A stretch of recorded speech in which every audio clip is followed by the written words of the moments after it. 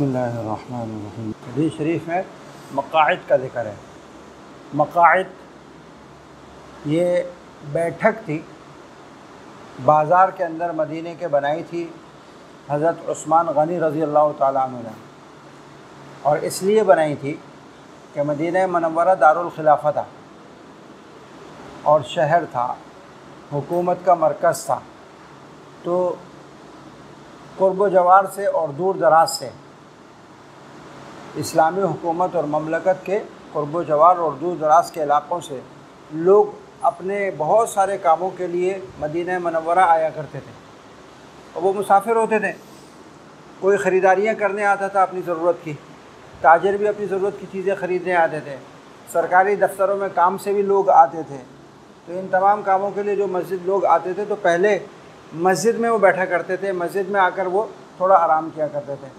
ज़ाहिर है मस्जिद में आराम करने से उसमें मस्जिद की बेहुरमती थी और आदाब की खिलाफ वर्जी हो जाती थी। तो हज़रत उमर के दौर से ये सिलसिला था। तो हज़रत उमर ने तो मस्जिद के बाहर एक चबूतरा बनवा दिया था और कहा था कि तुम यहाँ बैठा करो।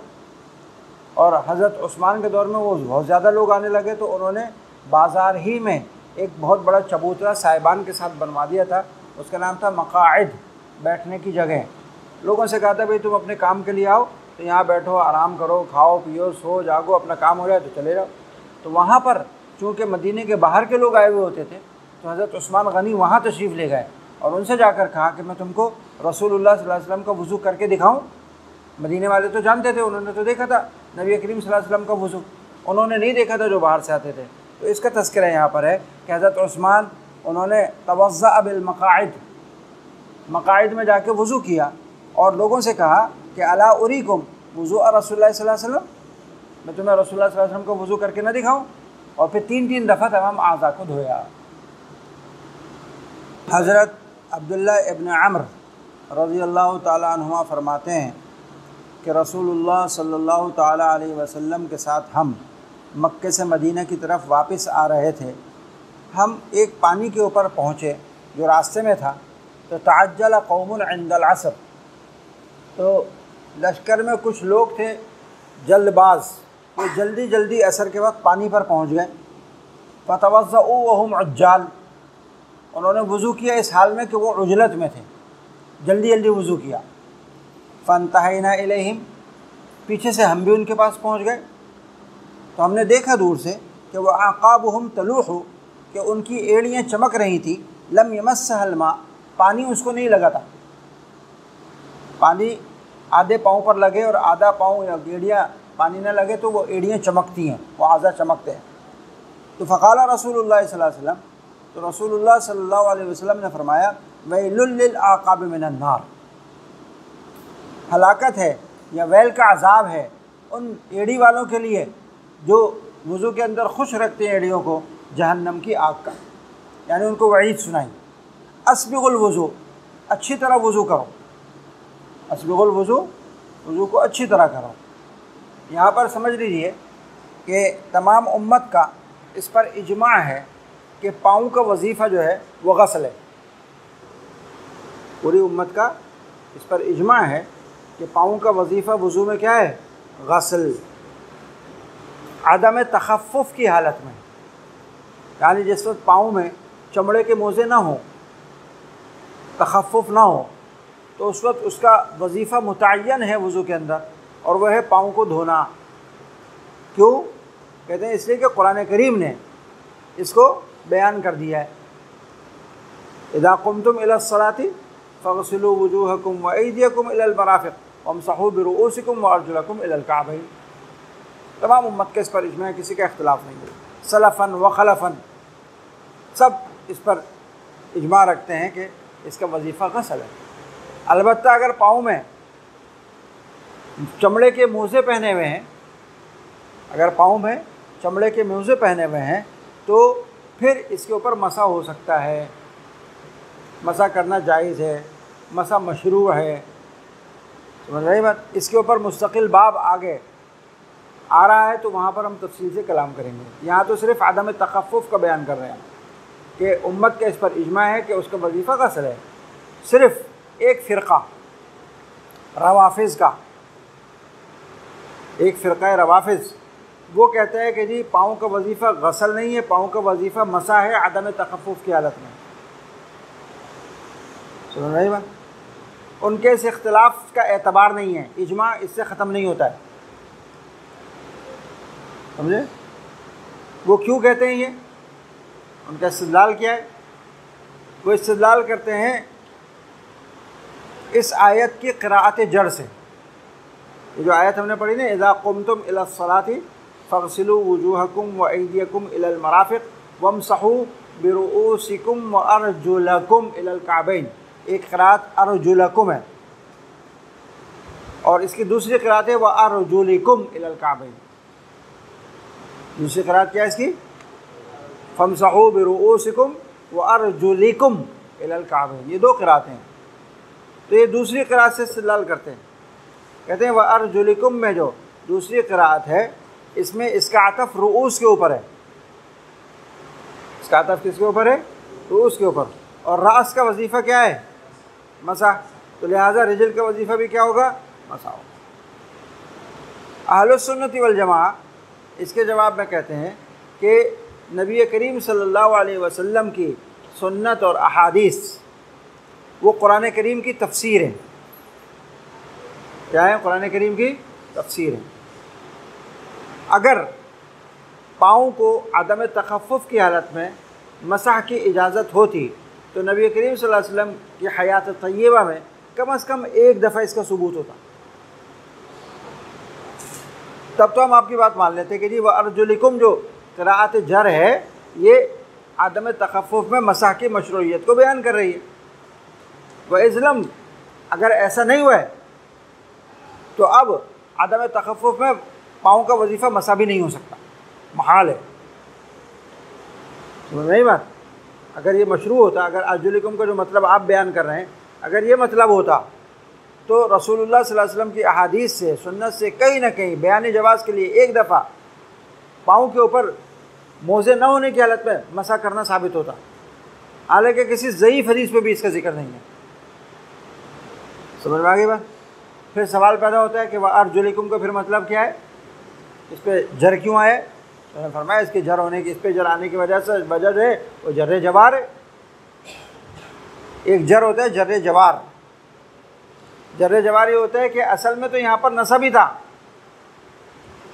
वह अर्जुलकुम ही था, लेकिन अहले अरब बसा औक़ात ज़बान पे आसानी के लिए, अहले अरब बसा औक़ात ज़बान पे सहूलत के लिए माँ कबल का एराब माँ बाद को दे दिया करते हैं। जर के फ़ौरन बाद फ़तह बाज़ ज़बानों के ऊपर सक़िल पैदा करता है। जर के फ़ौरन बाद फ़तह बाज़ ज़बानों के ऊपर सक़िल पैदा करता है, तो इसलिए वो अर्जुलिकुम उसको जर दे दिया करते हैं। इसको कहते हैं जर्रे जवार। तो यहाँ पर अर्जुलिकुम में जर जवार का है और अर्जुल का आतफ़ रास पे नहीं है। अर्जुल का आतफ़ तो असल में किस पर है? वजन के ऊपर है, ऐदी के ऊपर है, रास के ऊपर नहीं है। इस पर जो जर आया है वो जर्रे जवार है और ये जर्रे जवार अरब ज़बान के अंदर, अरब बलीग कलाम के अंदर आम है, शायज़ आए, इसमें कोई इश्काल की बात ही नहीं। बात समझ में ही नहीं आई। और ये तावील हमें करने की ज़रूरत क्यों पड़ रही है? इसलिए कि रसूलुल्लाह सल्लल्लाहु अलैहि वसल्लम की हदीस में एक दफ़ा भी आदम तखफ़ुफ़ की हालत में मसा करना साबित नहीं है। और नबी करीम से ये बात उसूली तौर पर तयशुदा है कि रसूलुल्लाह सल्लल्लाहु अलैहि वसल्लम कुरान करीम के मानी और मतालिब भी बताने के लिए आए। कुरान करीम के मानी यतलू अलैहिम आयातिही हिकमा, मानी तो वही बताएंगे, कोई और तो नहीं बता सकते ये माना। समझ में आ गई बात? ये हदीस है हज़रत मुग़ीरा इब्न शुअबा रज़ी अल्लाह तआला अन्हु की। वो फरमाते हैं कि रसूलुल्लाह सल्लल्लाहु अलैहि वसल्लम ने वुज़ू फरमाया तो पेशानी के बक़दर सर पर मसा फरमाया और अमामे पर और मौज़ों पर मसा फरमाया। ये वही हदीस है जिसका मैंने मक़दार मसा, जो कल मसला आया था सर पे कितनी मक़दार मसा करना है, वहाँ पर मैंने अहनाफ के मौक़िफ़ के दलील के तौर पर एक हदीस पेश की थी हज़रत मुग़ीरा इब्न शुअबा की। ये वही हदीस है। इस हदीस ने सर की मक़दार कम से कम मुतय्यन कर दी है कि कम से कम इतनी मक़दार पे मसा होना फ़र्ज़ है। लेकिन यहाँ एक और चीज़ का भी ज़िक्र है और वह अमामे पर मसा फरमाया। इस बात पर तो सबका इत्तिफ़ाक़ है कि अगर किसी शख्स ने मक़दार नासिया सर पर मसा किया और बाकी अमामे पर मसा कर लिया, बाकी मसा किस पर कर लिया? अमामे पर, तो उसका फ़र्ज़ मसा अदा हो गया। जो मक़दार मफ़रूज़ है मसा की वो क्या हो गई? अदा हो गई। इस पर सबका इत्तेफ़ाक़ है।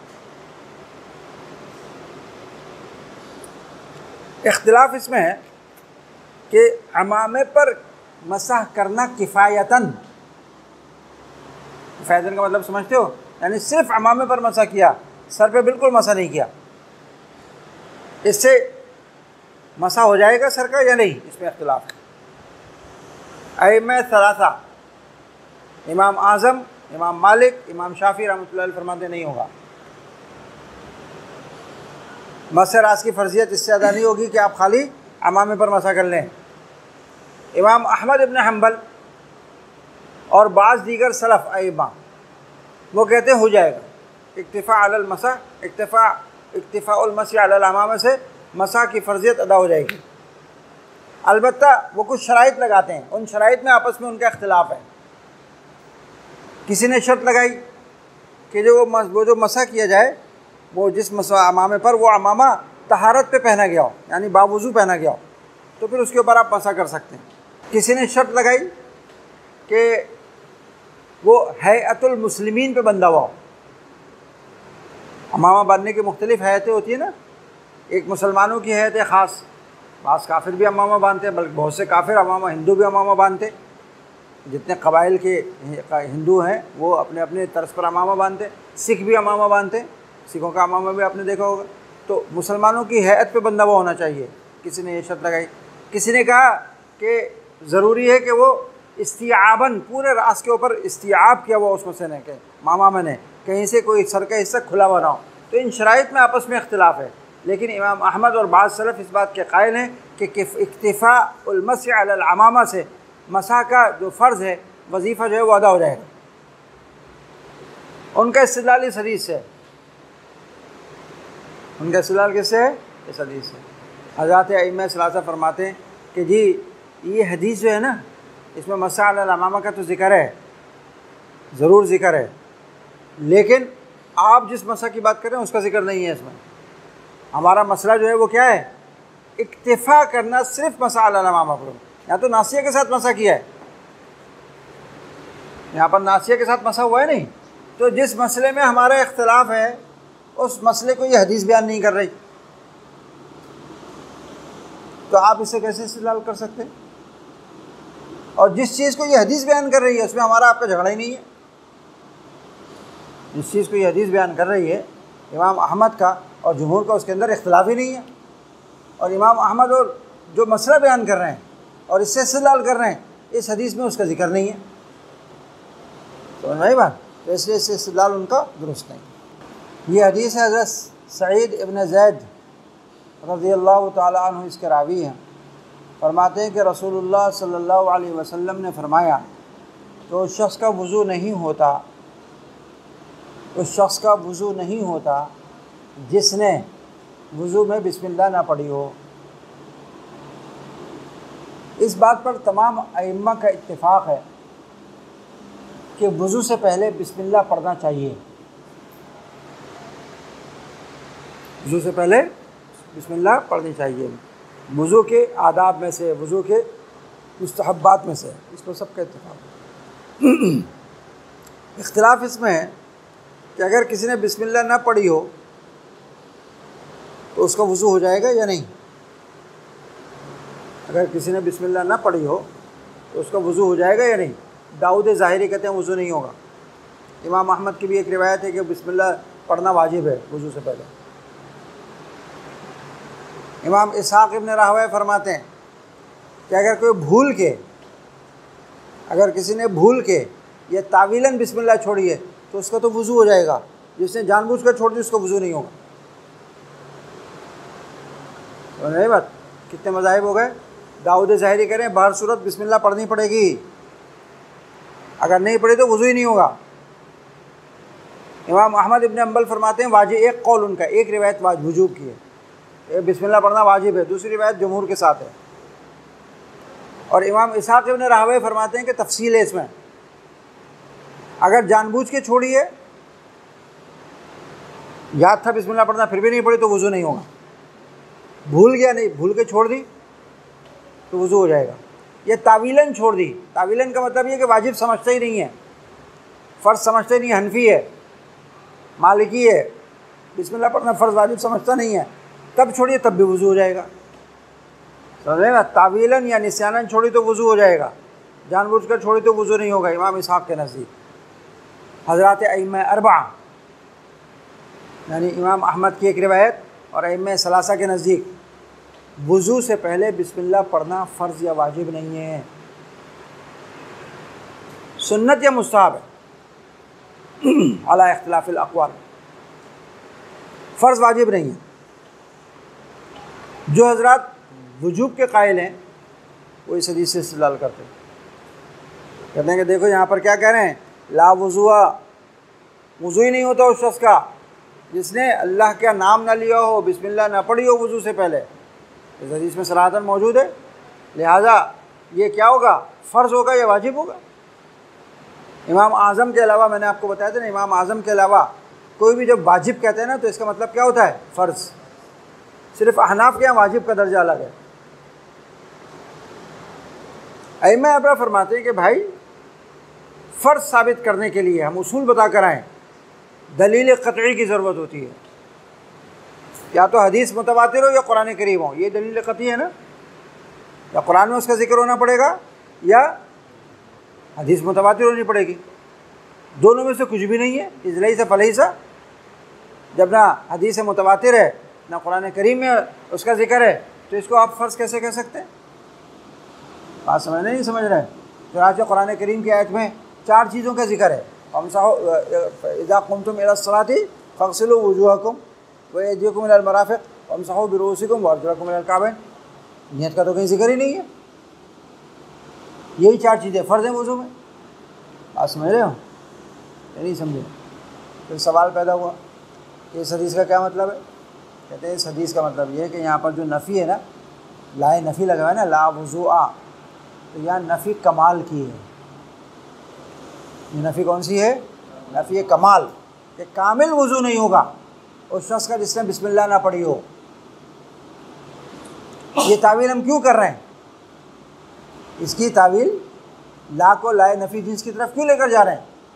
कहते हैं इसलिए लेकर जा रहे हैं, इस तावील की ज़रूरत इसलिए पड़ रही है कि नबी करीम सल्लल्लाहु अलैहि वसल्लम से बहुत से मौक़े पर बग़ैर बिस्मिल्लाह के वज़ू साबित है।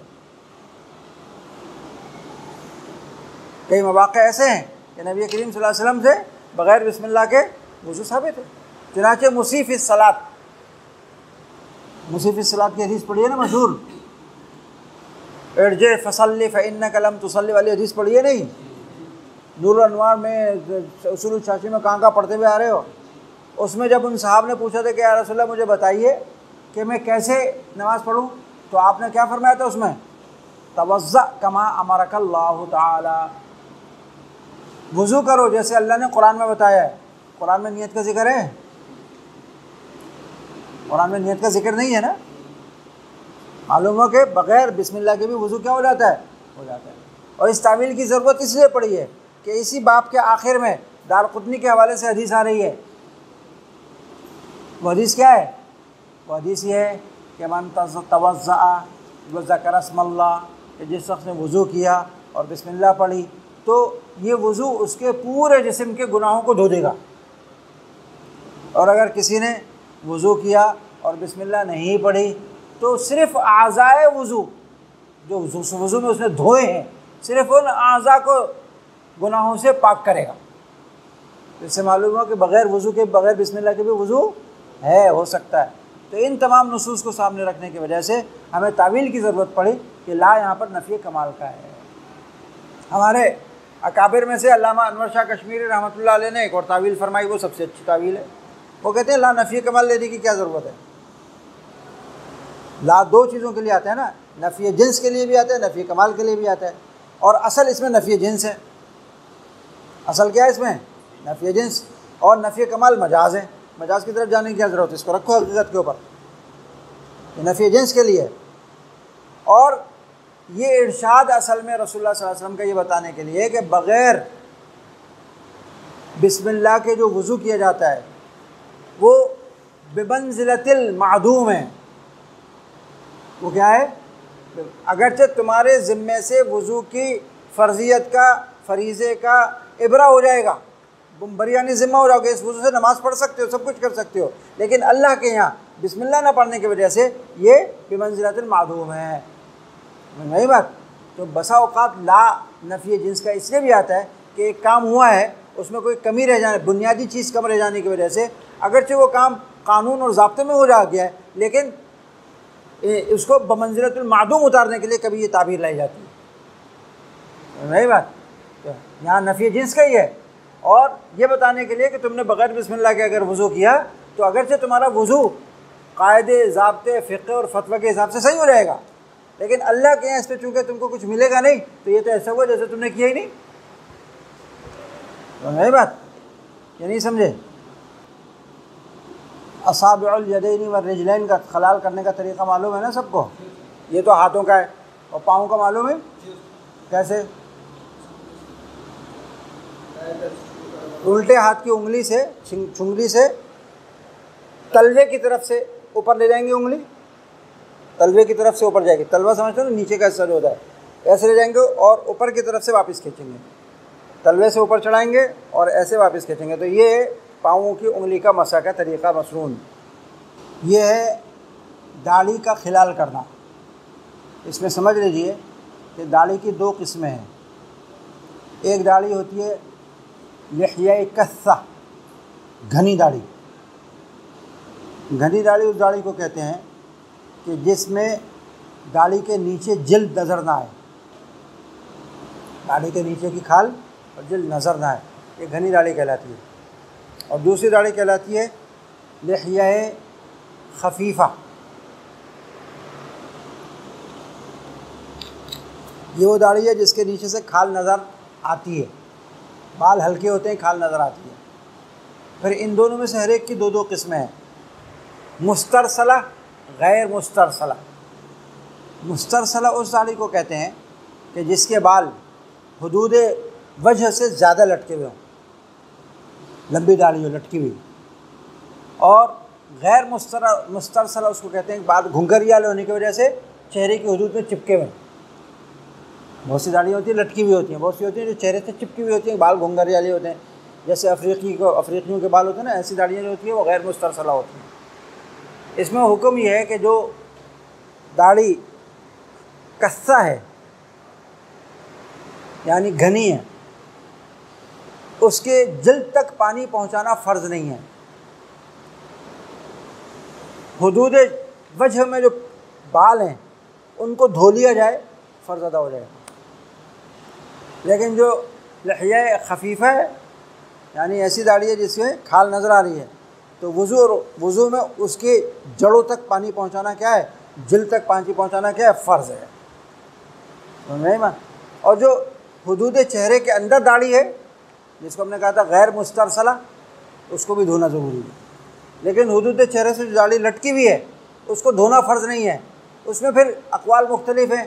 बाज़ हज़रात कहते हैं कि उसके ऊपर गीला हाथ फेर के उसका मसा कर लेना चाहिए, खाली उसको क्या कर लेना चाहिए, मसा कर लेना चाहिए। फ़शरिबा हुआ कायम, वज़ू का बचा हुआ पानी बर्तन में से आपने खड़े होकर पिया, ये भी वज़ू के आदाब में से है, वज़ू के इस मुस्तहब्बात में से है। हज़रत अली रज़ियल्लाहु ताला अन्हु ने खड़े होकर पानी पिया और लोगों से कहा कि ये मैं तुमको दिखाना चाह रहा हूँ कि रसूलुल्लाह सल्लल्लाहु अलैहि वसल्लम का वज़ू कैसा था। अब यहाँ पर उलमा ने फरमाया कि जो खड़े होकर पानी पिया है इसमें दो एहतमाल हैं।